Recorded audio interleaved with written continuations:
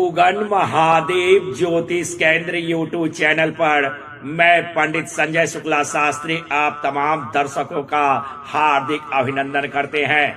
दर्शकों, आज आपके बीच में इस वीडियो में उपस्थित हुआ हूँ।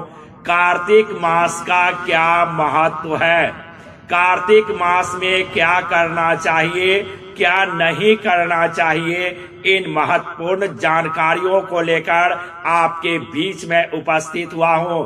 दर्शकों, 1 नवंबर 2020 से 30 नवंबर 2020 तक कार्तिक का पुनीत मास रहेगा।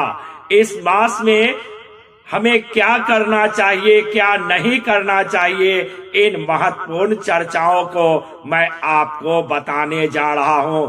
आपसे निवेदन है भैया, अगर आप पहली बार इस चैनल से जुड़े हैं तो नीचे लाल वाले बटन को दबाकर चैनल को सब्सक्राइब कर बेल आइकन जरूर दबा दें। साथ ही साथ इस वीडियो को आप अधिक से अधिक लाइक और शेयर जरूर करेंगे ताकि आपके दोस्त और रिश्तेदार भी लाभान्वित हो सके इन जानकारियों को प्राप्त कर, और उसका पुण्य भी आपको ही प्राप्त होगा। तो लीजिए दर्शकों, मैं चर्चा को आगे बढ़ाता हूं।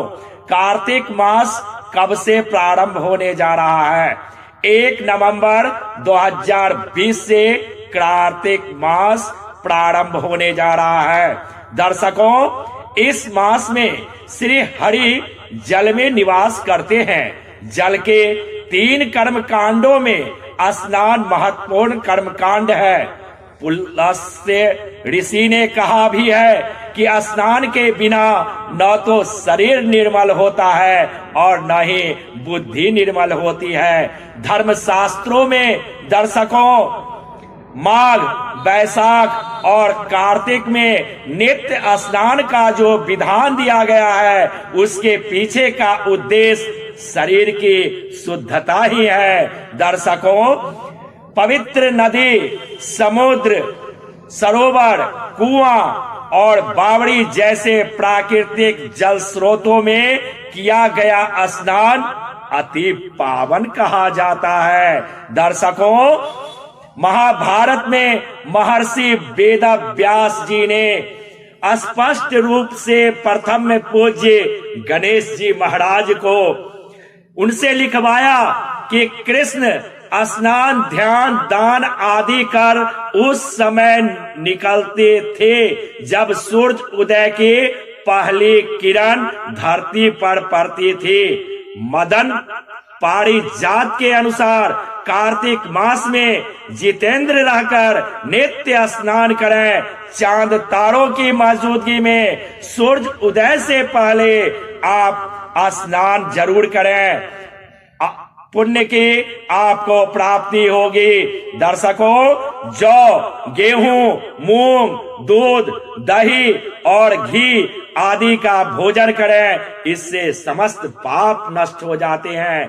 दर्शकों, स्नान के लिए तीर्थराज प्रयाग, काशी, मथुरा, अयोध्या ये पवित्र स्थान बताए गए हैं। इसके साथ ही सभी पवित्र नदियां और तीर्थ स्थलों पर भी स्नान शुभ रहता है। अगर आप इन स्थानों पर नहीं जा सकते तो इसका स्मरण करने मात्र से ही आपको लाभ होगा। इसके लिए एक श्लोक भी दिया गया है, गंगे च जमुने चैव गोदावरी सरस्वती नर्मदे सिंधु कावेरी जले अस्मिन् सन्निधिं कुरु। स्नान करते समय आप त्वमसि देवेश ज्योतिकांग पतिरेव च पापम नाशाय मे देव वामना कर्मभिः कृतमा बोलकर जल की ओर दुख दारिद्र नाशाय श्री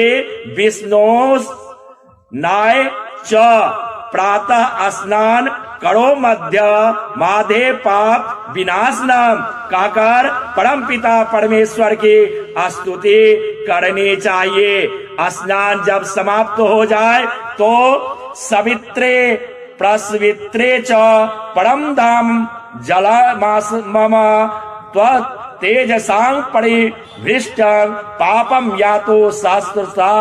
ये सूर्य की अर्घ देकर श्री हरि का पूजन करना बहुत अच्छा रहता है।